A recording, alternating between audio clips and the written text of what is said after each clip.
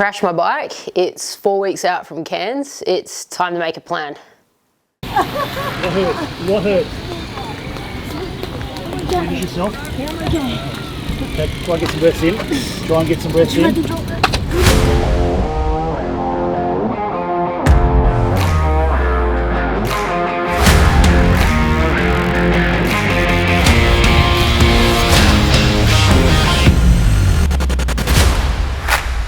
So 2 weeks ago, I raced the Moreton Bay Triathlon. It was meant to be just a little hit out to test my fitness and just get some race experience in the lead up to Cairns.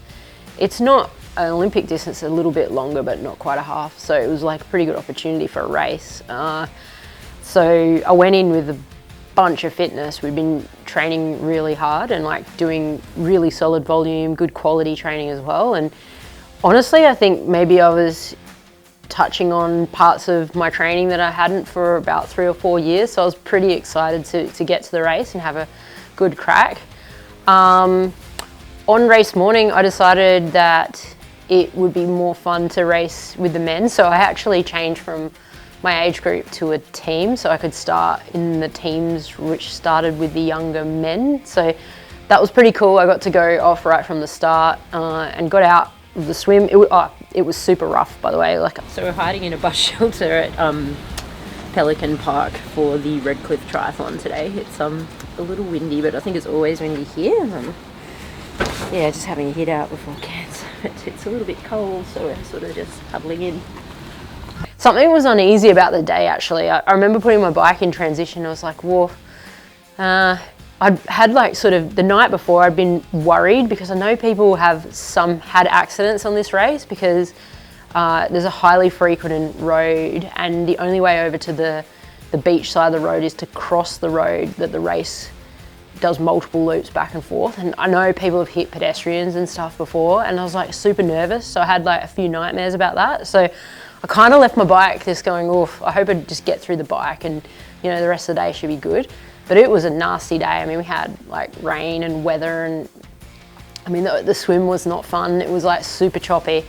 You could barely see the boys out on course. So anyway, we got away and it wasn't that bad. I got away with the front group and there was 3 of us and we stayed together for, I don't know who was there. I think a friend of mine, Will, was in the group and there's some other guy.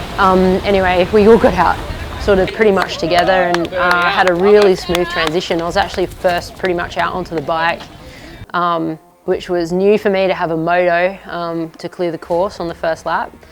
And then, yeah, I was probably in front for 3 or 4 laps. And then, you know, after about lap 2, the rest of the field started making their way out onto the course and it became really congested. And so probably by about lap 4, I was about to be passed by a male and I just thought I'm not gonna sort of even try to take any risks to chase him to be in the lead for like 2 laps of a bike. So you have to think of this course, it was 60 kilometers. There was 6 laps, so 15-minute kind of laps, like 10K laps. So it was like super congested because you also not only had the athletes doing the 60K bike, but you had athletes doing like a 30K bike on the course all at once. So very narrow in areas as well at the turns, it's a couple of the ends. And yeah, so there were sections where it was a little bit sketchy. And so once I got past, I was like, you know what, I'm just gonna ride out these last 2 laps and stay safe. And so many little weird things happened. Like I saw a man taking his shoes off. He must have been doing the shorter lap about halfway through my race, doing the shorter course, and I was like, wow, he's taking his shoes off pretty early. He looks a bit unstable, and I was like, oh, well, you know, I've just got to get through this race safely. It's weird how things like sort of occur to you afterwards. And anyway, I was coming into transition. We made it through, it was fine. I was probably 20 seconds back on the guy that passed me. We were well ahead of anyone else. And the transition area for this course was like, you're on a main road and then you sort of pull in into like a slip road that goes through a park and it's on a curve. And so then the transition, the dismount line is like very rapidly in front of you. So you pretty much pull your shoes off at the corner from the main road, and then all of a sudden you're on an apex to be able to then pull up really rapidly for the dismount line. And I didn't feel right from the start when I started to like lift my leg up to dismount, and something wasn't right. And I was like, do I lift my leg higher? Because one thing that's different with the shorter race is I actually still had my original bottle, which is a litre, so it's quite tall. So I had to lift my leg a bit higher.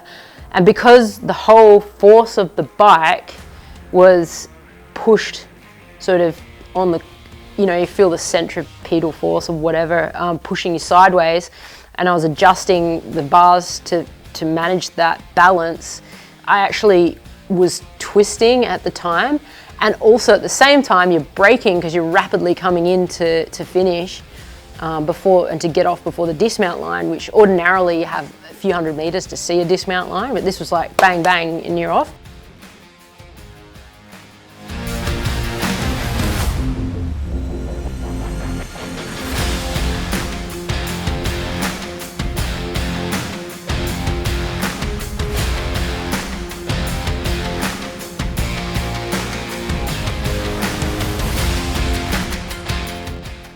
And so when I lifted my leg over and I had all this force pushing me sideways and braking at the same time, my shoe actually my foot twisted, and I actually unclipped my shoe. And I was sort of in midair. I'm like, uh-oh, I think I'm in trouble here. Remarkably, I landed, and for a second there, like a microsecond, I'm like, I've got this, I've saved it. I could feel myself running with the bike, except the bike then buckled underneath me, and I ended up landing with my chest directly into my base bar. And yeah, once that happens, you're sort of laying there, you're like, oh, what have I done? I mean, we've been training for 5 months, I'm super fit, I'm excited to race. I was like at the front of this race, so I was like really keen to see what I could do. Having the opportunity to chase a male on the run, it could have been awesome.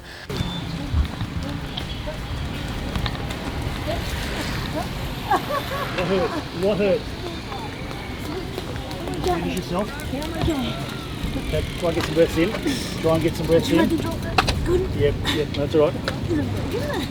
Right, it might be. I heard it crack. So. Do you want some help while you're waiting for the medic? Fuck, how did that happen? Well, how about we just get the spectators off the launch? We've got POs there now. I'm laying there on the ground just thinking, have I just destroyed my whole season? First thoughts were my knee was busted. Like my knee was so sore. I don't know what it actually hit, but it was like absolutely excruciating, as if like someone had come in with a hammer. I obviously was winded, but for me, I was like, well, once that dissipates, it should be okay. But I was most worried about my knee. But then, I was probably on the ground for 2.5 minutes, I think, from my bike file. I was like, yeah, it wasn't too good. And then and for some strange reason, I like lifted my knees towards my chest because I think I was trying to I don't know, I think I just went into some spasm or something like that. Yeah, and then I guess after a minute or 2 minutes, I sort of relaxed a bit and I could get up and assess what had happened.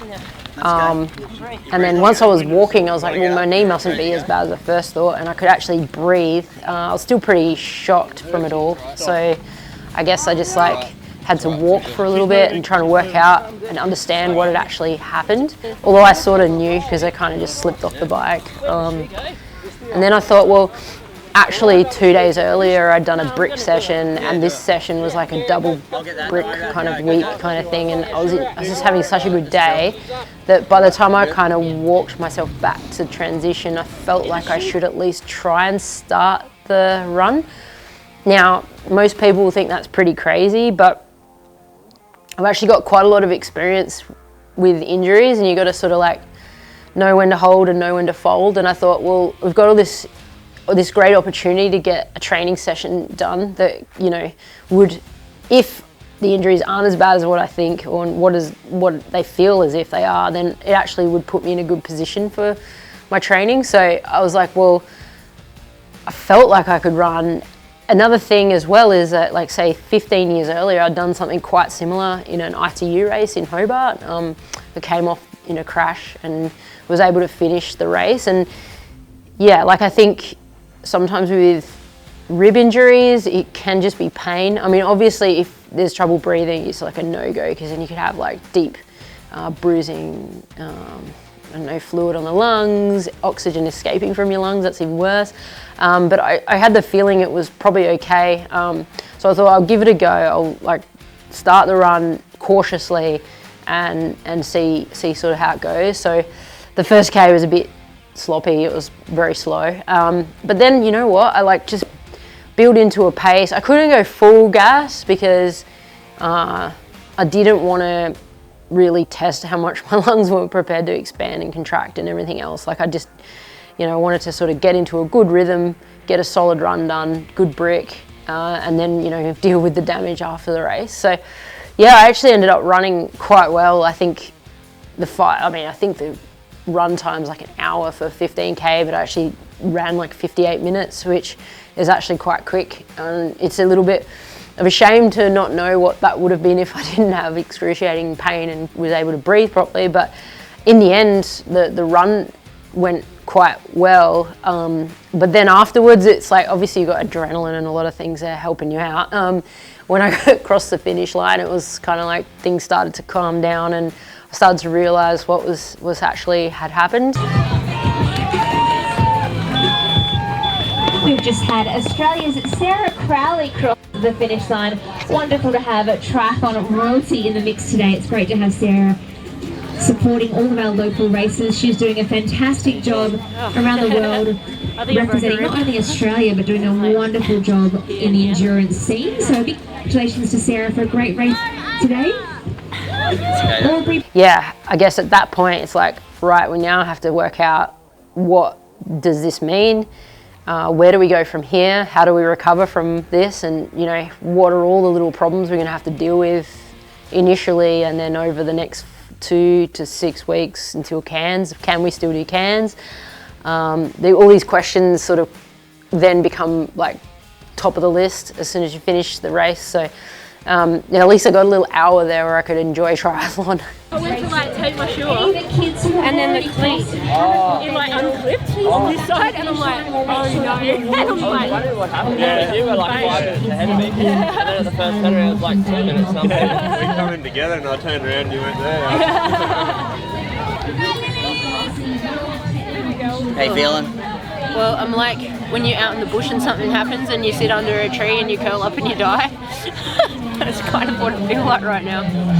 The race felt so good, so I just blocked out the fact that I crashed and ran, and I'm like pretty stoked with the race overall. So I don't know what happened. I just unclipped my shoe as I was like pulling my leg over. It's never happened before. The whole thing came unclipped and I almost saved it, but I think I must have pulled on the brakes or something, I'm not sure. And then I couldn't quite pick up the bike. Yeah, it's rough. Oh. So after the race, it was time to assess the injury and the damage and how we could deal with it. So there was not just a physical injury, my bike was actually damaged as well. Yeah, kind of, I guess we had to then work out how we're going to deal with all these little mini problems, several problems that arose. So I guess the first thing we did was we spoke to doctors, we had an initial assessment, we worked out whether, you know, is it something that's going to cause me immediate trouble to have to go immediately to hospital. Thankfully, we're sort of okay with that. Then it was, well, what does this mean for training? So obviously you need to, the problem with when you have a serious injury during a race is that you can't do your regular detraining as well for the rest of your body. So the body's still injured. So we basically had to go into like recovery mode for this injury immediately. And the issue with that is, and other things can get forgotten. So we did try to do a little detraining session that day of just a little bit of like a light bike ride for like 30 minutes. I could only ride on the trainer, my bike was broken, which is, I'm still on the trainer only. So we did that. We actually put heat on the ribs to start with, just so that we could get limited blood flow around like the cartilage areas of your ribs and stuff. So we've kind of tried to keep them on heat.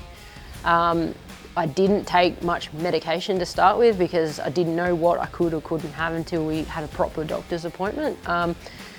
Yeah, so that was like emergency initial reactions were get heat on the injury, get self comfortable, have a rum and coke, do a little spin off and try and give the legs a chance to recover. Yeah, and you know, it wasn't a great day. That night it was very difficult for me to even get into bed. There's a point where I think I can do it now, but you sort of sit back and you pull forward, and it requires like a lot of muscles from the front. And so for me, lying down and getting up was like super hard. I couldn't lean either side. I just had to lay in a whole bunch of pillows, sort of bolstered up. And so I guess the next day it was like, well, this actually really does hurt. And you know, we still tried to see from a training perspective what that pain meant. So we did a little bit with another bike ride because it's like sort of low impact and I can manage that. Breathing was pretty hard, it hurt. Then in the afternoon I tried to swim, that was dumb.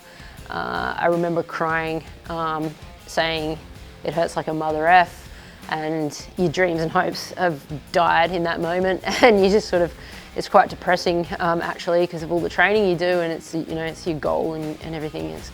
It's happened to me before. I've had injuries, and you know, that moment where everything sinks because you have to wipe the table when you start talking about there's always another race. It's like a little bit depressing. So that was day one. Then the next day I tried jogging. I did it on the treadmill to make it safe, on an incline so there was less impact. And interestingly, that was actually okay. I mean, I would have said like still was probably like 6 out of 10 overall in pain, but it was a little bit okay. And then we sort of started to assess the actual injuries. We had a CT scan, which found that I'd actually, what I thought had bruised my ribs because I was just winded, right, was actually breaks. So the CT scan shows that I've got a break to my 5th and 7th rib on the outside. And then what was probably giving me the most trouble is I have a crack in my sternum, near the top part of my sternum.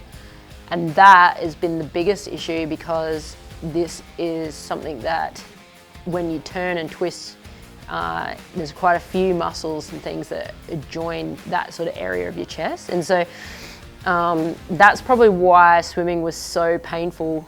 Trying to turn my head at the time was like very difficult because all the muscles are then pulling on the crack in my sternum. And so, yeah, I mean, the CT scan revealed that I actually had sort of bruised or had some swelling in my right lung, not a lot, but it was like probably not good. So we needed to give this stuff some time to heal. So did one more day of light training, mostly just the bike, and then a full rest day on Friday, the week of the accident.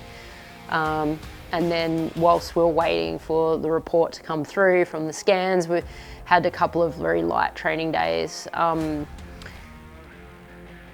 With these injuries, there's like obviously there's the medical diagnosis with the imaging and everything, but there's also like your own feelings about things. And I have noticed the entire time that everything that involves any twisting hurts a lot, but things that are linear, which happen to me most of the job of triathlon, is quite linear. And so that it's not too bad when I'm training.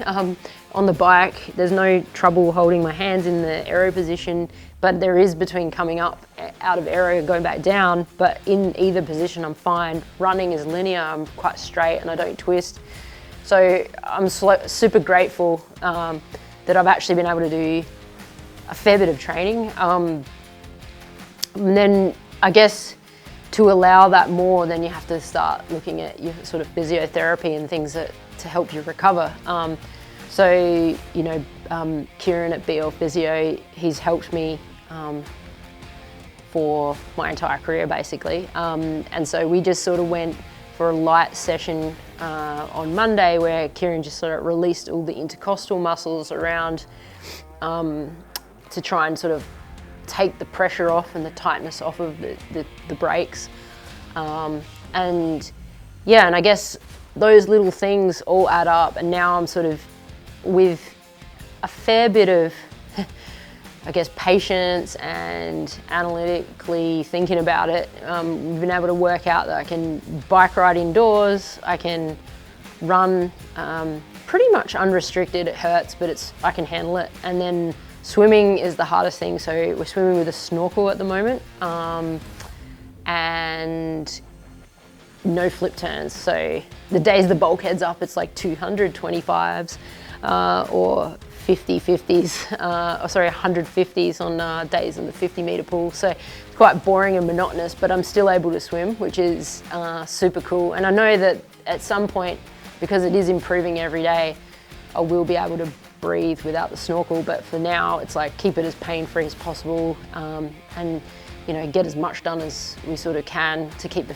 swim fitness there, that it'll come back once I can remove the snorkel. So it's not the end of the world, but it's like a close management of day-by-day management of everything.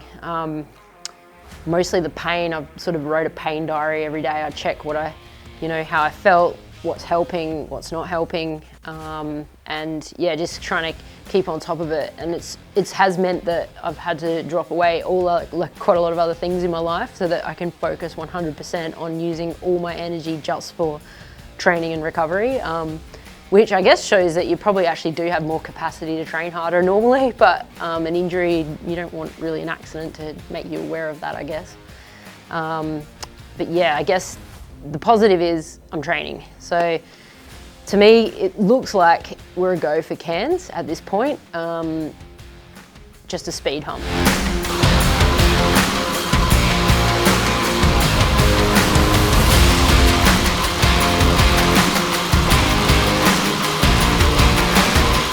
How you feeling? Oh, biking's good. I don't feel my ribs. Oh, that was a good one. Still got it. Oh.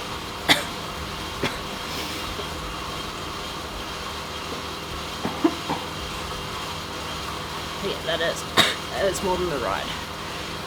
So you can ride, but you can't cough? I can ride, but I can't cough. I can ride aero, but I can't cough. Okay, so one thing that was like another problem out of this is that my bike broke. Not as bad as I thought. It was the base bar, so that can be replaced. So I'm super grateful for the pro sport team from Canyon had immediately sent over to Australia a new base bar for me. I'm getting it installed next week. But I mean, for now, I don't really want to be honest, ride on the road anyway, because I don't want to hit shock or have any other issues with my chest at this point. But we're very well supported by a great team of people. I think like having Kieran there to help me with, every week to, check on me going forward, and having sponsors like Canyon and the team from SRAM and everything looking after me to make sure that the bike's all working well is something that I'm super grateful for, especially when these things happen, So yeah, I'm really lucky to have that support. And I guess where to from here, we keep training as normal as much as possible. My team are working really hard to make sure that I can get the most out of myself despite these injuries. I'm hopeful that the pain will start to subside more and more each day. It seems to be subsiding, so I'm at day 12 right now. We've swum 20 kilometres this week, albeit with a snorkel in a straight line. I've still run my normal run volume. Biking is back up where it was as well. So although I had an easier week, which was a key week, 5 weeks out from an Ironman, it's still not the end of the world. And so I guess for me, the main thing will be to try and get this breathing back in.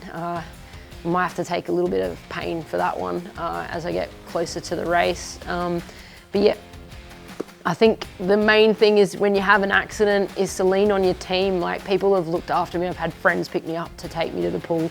Literally, I've tried to save energy and sleep and, you know, revolve my life around healing every day so far. And so, yeah, I think if you do get hurt, talk to people, talk to experts, you know, and lean on people that can help you, because, yeah, it's not the end of the world.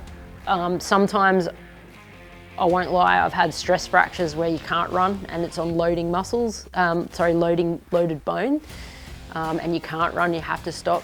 But, you know, there's also other times where no pain, no gain a bit, and you just got to get on with it. And so knowing the difference is important, and then knowing where to go from there is also important. So you got to just know who to talk to. Yeah, and it's not the end of the world. I'm pretty excited actually, because I'm still did some training this week that's shocked me a little bit with where I'm at, and I'm really looking forward to Cairns Ironman in 4 weeks.